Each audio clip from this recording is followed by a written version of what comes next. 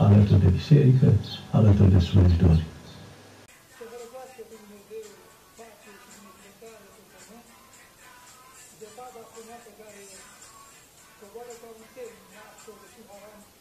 A purta crucea, cum se spune în popor. Că era singurul loc unde mai putea câștiga glorie militară. În provinciile asiatice, o pace relativă fusese.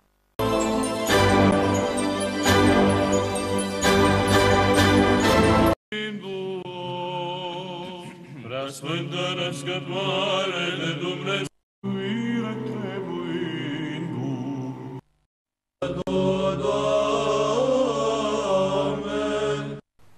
Asta sunt chestiunile care trebuie să le spun cu privire la critici.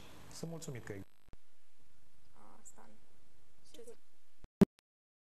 care a ajuns din Marea Britanie, de una din Africa. Spuneți că totuși acest vaccin, ați făcut mențiunea că, să zicem că nu ar fi eficient.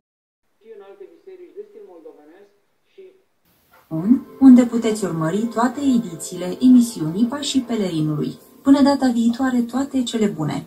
Bună sporire și ajutorul robilor lui Dumnezeu!